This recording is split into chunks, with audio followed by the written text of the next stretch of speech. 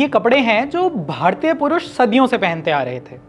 सामने से खुलने वाले, डोरी से बंधे हुए, और नीचे से स्कर्ट या घाघरे जैसे घेर वाले कपड़े, जिसके नीचे पैजामा या धोती पहनी जाती थी। लेकिन आज अगर कोई पुरुष ये कपड़े पहनकर निकल पड़े तो सब उसका मजाक ही बनाएंगे। आज हम केवल ऐसे, ऐसे और ऐसे टाइट फिट वेस्टर्न कपड़े पहनते हैं, और बस हम ही नहीं, दुनिया भर के मेल्स बस ऐसे ही कपड़े पहनते हैं, बिल्कुल एक जैसे। तो हड़प्पा के प्रीस्ट किंग के डिजाइनर रोब और हेडबैंड से लेकर मुगलों के जामे पैजामे और अंग्रेजों के कोट पैंट शर्ट तक की अनोखी, अद्भुत और लंबी यात्रा हमने कैसे पूरी की। इतिहास में बहुत बहुत बहुत पीछे जाएं तो कपड़े केवल शरीर ढकने के लिए पहने जाते थे, लेकिन फिर धीरे धीरे ये अच्छा दिखने, ऊंचा दिखने और सबसे अलग दिखने के लिए आवश्यक हो गए। 3300 BCE में हड़प्पा के प्रीस्ट किंग ने बाएं कंधे पर एक लंबा डिजाइनर शॉल पहना है और उसके माथे पर एक फिले या हेडबैंड है जो उसे आम लोगों से अलग और ऊंचा बनाता है। उस समय अधिकतर पुरुष कमर के ऊपर कुछ नहीं पहनते थे और कमर के पास एक धोती जैसा कपड़ा पहनते थे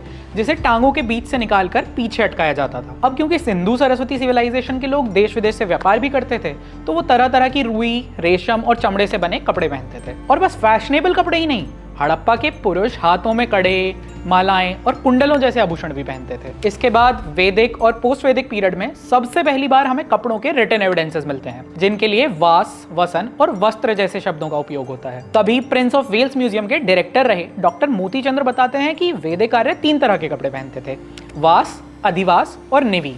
वास कमर के नीचे पहना जाता था, अधिवास ऊपर और निवी लंगोट के जैसा एक अंडरगारमेंट था। और वैदिक वस्त्र बस प्लेन नहीं बल्कि एम्ब्रॉयडर्ड भी होते थे। एंड यू नो, एक पॉपुलर मिथ है कि एंशिएंट इंडिया में भारतीय सिले हुए कपड़े नहीं पहनते थे और एक ही थान को अलग अलग तरह से लपेटकर या बांधकर पहन लेते थे। पर वैदिक पीरियड में हमें अटका का रेफरेंस मिलता है। अटका एक बुना हुआ, ब्राइट कलर्स और एम्ब्रॉयडरी वाला सुंदर सा कपड़ा होता था जिसे केवल पुरुष पहनते थे। मुखिया, सरदार, राजा और वृत्या सर पर पगड़ी जैसा ऊष्णीच पहनते थे जिसमें कई घुमाव होते थे और ये एक और झुका रहता था। वाजपेयी और राजसूय जैसे यज्ञों में राजा के लिए ऊष्णीच पहनना अनिवार्य था। दिस ट्रेडिशन इज समथिंग जो आपने अपने घर के पूजा पाठ में भी नोटिस किया होगा, जब हवन में बैठने से पहले पंडित जी आपके सर पर कपड़ा रखवा देते हैं। फिर 300 BC से शुरू हुए मौर्य काल में अंतरीय और उत्तरीय जैसे वैदिक वस्त्रों के साथ अब कमर के पास कमरबंद भी पहना जाने लगा जिसके सिरे सामने की ओर लटके रहते थे। मॉडर्न फैशन पर ग्रीक इन्फ्लुएंस भी काफी था, जैसे ये प्रतिधि जिससे चेस्ट कवर की जाती थी। ऐसे ही मॉडर्न सोल्जर की ड्रेस में हमें घुटनों तक का अंतरीय,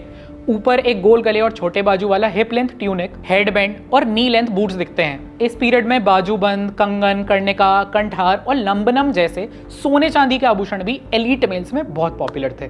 मॉडर्न पीरियड की स्टेबिलिटी के बाद 180 BCE से भारत में नॉर्थ वेस्ट से इन्वेजन होने लगे। कुषाण, शक और पार्थियंस, इनके आक्रमण से हमारी क्लोथिंग पर सेंट्रल एशियन इन्फ्लुएंस आया और भारतीय फैशन में साइथियन, हेलेनिस्टिक और ग्रीक इन्फ्लुएंसेस दिखने लगी। जैसे अंतरिय के ऊपर से चोगा जैसा ओवरकोट पहनने का Indo central Asian combination Kushan period में ही शुरू हुआ था। अफगानिस्तान के पास बैक्ट्रिया से मिले कुषाण एम्परर कनिष्क के हेडलेस स्टैचू ने भी ऐसे ही ट्यूनिक, ट्राउजर, बूट और ओवरकोट पहने। कुषाणों की रॉयल ड्रेस में एक रोमन स्टाइल काफ लेंथ ओवरकोट होता था जो सामने बीच से खुला और नीचे से चौड़ा होता था और बॉर्डर्स और एजेस पर रिच एम्ब्रॉयडरी होती थी। उसके नीचे एक लंबा कुर्ता और बैगी ट्राउजर्स जैसे चौड़े पैजामे पहने जाते थे जिन्हें काफ लेंथ बूट्स में टक किया जाता था। इस पीरियड का सबसे यूनिक क्लोथिंग चेंज था एक रेक्टेंगुलर कपड़ा जिसे अपर और लोअर बॉडी दोनों में रोमन स्टाइल में ड्रेप किया जाता था। कुषाण रूल का एक और यूनिक एस्पेक्ट था एक्सोटिक सिल्क से बने कपड़े, क्योंकि वो सिल्क रूट कंट्रोल करके चाइना से डायरेक्ट ट्रेड कर रहे थे। फिर 300 CE से गुप्ता पीरियड में सिले हुए कपड़े मेन स्ट्रीम होने लगे। अंतरीय या उत्तरीय के साथ ब्रॉड और इलाबोरेट लूप वाले कमरबंद पहने जाने लगे और साथ ही चेस्ट पर एक पतला स्कार्फ जैसा कपड़ा भी डाला जाता था। यहाँ राजा ने एक वेल फिटेड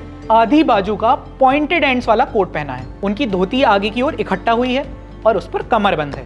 इसी पीरियड में अजंता के पेंटिंग्स में हमें घोड़े पर सवार राजकुमार ने एक नेटिव स्टाइल कंचुक और फुल स्लीव्ड पैडेड कोट भी पहना हुआ दिखता है जिसे परबना कहते थे। मध्य प्रदेश की बाग केव्स में बनी पेंटिंग्स में भी 17 घुड़सवारों का एक कैवालकेड है जिन्होंने नीले, पीले, गेरुआ और हरे रंग के पूरी बाजू के कंचुक पहने हैं। यानी कंचुक गुप्ता पीरियड में एरिस्टोक्रेट्स और एलीट की फॉर्मल ड्रेस का पार्ट था। 500 CE से शुरू हुए अर्ली मेडिवल पीरियड में भी क्लोथिंग में काफी बदलाव देखने को मिले। 7th सेंचुरी संस्कृत कवि बाण भट्ट लिखते हैं कि सम्राट हर्षवर्धन ने युद्ध में एक अंतर्य या धोती पहनी है और हंसों के पैटर्न वाला एक दुपट्टा डाला है। इसी दौर में महमूद गजनी के साथ भारत आए अल-बिरूनी ने भारत में कुर्तक या कुर्ते का भी उल्लेख किया है। ऐसे ही अल्ची मोनेस्ट्री की इस 11th सेंचुरी पेंटिंग में राजकुमारों ने उस समय की कश्मीरी पोशाक पहनी है। इस पीरियड में नॉर्थ वेस्ट इंडिया में कई तरह के यूनिक ट्यूनिक्स डेवलप होने शुरू हुए, जबकि ट्रेडिशनल ड्रेसेस छोटे मोटे चेंजेस के साथ कंटिन्यूड रहती हैं। 1200 CE से भारत में शुरू होता है इस्लामिक रूल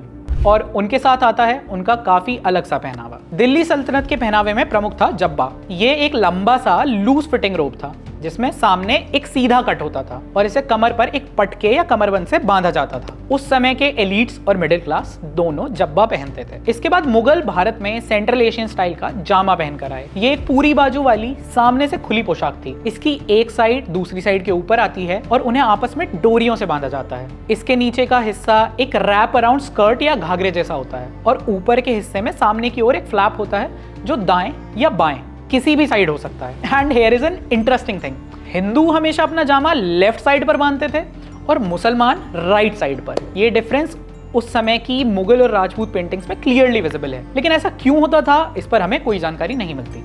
मुगल काल में जामे के नीचे पैजामा पहना जाता था। मशहूर चूड़ीदार पैजामी और सलवार भी इसी समय चलन में आई थी और ये महिलाओं से पहले पुरुषों का फैशन थी। सर्दियों में जामे के ऊपर से एक हल्की जैकेट या वेस्ट भी पहना जाता था जिसे सदरी कहते थे, जो जहांगीर के समय पर बहुत पॉपुलर हुआ था। अधिक ठंड में एक भारी रजाईदार चोगा पहना जाता था जिसे अकबर ने आत्मसुख का नाम दिया था। ये कॉटन के 2 लेयर्स वाला एक लॉन्ग ओवरकोट था जिसके बीच में महीन रुई के रेशे भरे रहते थे। इसे एक विशेष राजस्थानी तकनीक से सिला जाता था जो आज भी काफी प्रसिद्ध है। इसी समय उत्तर भारत की राजपूत नोबिलिटी में डाइफनस कपड़े यानी सी थ्रू क्लोथ्स भी चलन में आ गए। धीरे धीरे पगड़ी भी भारतीय पुरुषों के लिए इज्जत या सम्मान का प्रतीक बन गई। 18वीं शताब्दी आते आते अधिकतर पारंपरिक कपड़े चलन में रहे, लेकिन उन्हें बनाने के तरीके में कुछ ना कुछ बदलता रहा। जैसे जामे अब इतने लंबे हो गए कि वो लगभग पैरों तक आने लगे। मुगलों के समय एक बड़े स्तर तक हिंदू और मुसलमान पुरुषों की ड्रेसिंग लगभग एक जैसी हो गई थी। फिर 1750 से शुरू हुआ मॉडर्न पीरियड और भारतीय कपड़ों पर अंग्रेजों की छाप दिखने लगी। जैसे अंगरखा, जो जामे का एक छोटा और हल्का भारतीय वर्जन था। जामा चेस्ट के पास से फिटेड होता था और अंगरखा वेस्ट के पास से। ये कॉमनली वेस्ट से नी लेंथ तक फ्रॉक शेप्ड होता था। इसके छोटे वर्जन को अंगरखी कहते थे जो हिप्स तक आता था। अंगरखी नॉर्थ इंडिया स्पेशली राजस्थान और गुजरात में बहुत पहना जाता था। 18th 19th सेंचुरी में अवध के नवाब के दरबार में भी अंगरखा बहुत प्रसिद्ध था। इसे गर्मियों में मलमल और चिकनकारी से लेकर त्योहारों के लिए जरी और मखमल से बनवाया जाता था और चूड़ीदार पैजामी के साथ पहना जाता था। इंडस्ट्रियल रिवॉल्यूशन के साथ ही ब्रिटिशर्स इंडियन वीविंग को मास प्रोड्यूस क्लोथ से रिप्लेस करने लगे। उन्होंने अपने रेडीमेड कपड़े भारतीयों को बेचने चाहे, लेकिन 1857 की क्रांति ने अंग्रेजों को बता दिया कि भारत के लोग अपनी संस्कृति में हस्तक्षेप स्वीकार नहीं करेंगे। भारत में ब्रिटिश फैशन का अडॉप्शन इतना स्लो था कि 19th सेंचुरी के एंड तक भी रिच और एलीट भारतीय अंग्रेजी नहीं बल्कि देसी कपड़े ही पहनते थे। ये प्रोसेस इसलिए भी स्लो था क्योंकि कुछ अंग्रेजी ड्रेस बहुत भारी भरकम थी जिन्हें पहनना बहुत अनकंफर्टेबल होता था। लेकिन फिर एलीट इंडियंस में धीरे धीरे अपने अंग्रेज मालिकों को कॉपी करके मॉडर्न और एजुकेटेड दिखने की इच्छा जागने लगी, तो उन्होंने अपने फैशन में एक इंडो ब्रिटिश फ्यूजन शुरू कर दिया। उन्होंने कुर्ता धोती और पगड़ी के साथ इंग्लिश कोट पहनना शुरू किया। फिर वो शर्ट के साथ धोती पहनने लगे तो कभी शेरवानी के साथ ट्राउजर्स। ब्रिटिश फैशन की सबसे बड़ी पहचान थी उनके वेल फिटेड कपड़े, जिसने 18th सेंचुरी के भारतीय पुरुषों के फ्लोइंग क्लोथ्स को धीरे धीरे स्लिम, टेलर्ड और वेल फिटेड बना दिया। And keeping this in mind, भारतीयों ने बनाई अचकन। ये एक लंबा कोट था जो सामने बीच से खुला होता था और उसमें यूरोपियन स्टाइल बटन लगे होते थे। अचकन की लेंथ भारत के चपकन और अंगरखा से इंस्पायर्ड थी और बाकी फीचर्स ब्रिटिश ड्रेसिंग से। इसी तरह एक इंडो वेस्टर्न फ्यूजन बना लेट 19th सेंचुरी जोधपुर में, जिसे बंद गला या जोधपुरी कहते हैं। ऐसे ही अलग अलग तरह की पगड़ियों की जगह जोधपुरी साफे ने ले ली। And do you know this interesting fact कि शेरवानी भी ब्रिटिश पीरियड में ही बनी थी। इट्स जस्ट दैट कि मुस्लिम्स में इसकी पॉपुलैरिटी से अधिकतर लोगों को लगता है कि ये इस्लामिक पीरियड की ड्रेस है। ऐसे धीरे धीरे भारतीय पुरुषों का फैशन कॉम्प्लेक्स और सोफिस्टिकेटेड ट्यूनिक से अचकन, शेरवानी और कुर्ते तक आ गया। इस समय इंडियन मेल कॉस्ट्यूम में सर पर पगड़ी या टोपी पहनने का भी काफी चलन था, स्पेशली नॉर्थ इंडिया में। फिर गांधी के राष्ट्रीय आंदोलन ने खादी वस्त्रों को प्रसिद्ध किया और लोगों में सादा सफेद रंग के धोती कुर्ता और कुर्ता पैजामा बहुत ज्यादा लोकप्रिय हो गए। इसी समय बंगाली भद्रलोक ने धोती कुर्ता के साथ प्राचीन काल के उत्तरीय जैसी एलिगेंट स्टाइल में शॉल पहनना शुरू कर दिया था। लेकिन कुछ ही समय में कुर्ते की जगह अंगरखा ने ले ली और अचकन को धोती और पैजामे के साथ पहना जाने लगा। And this became the formal Indian male dress.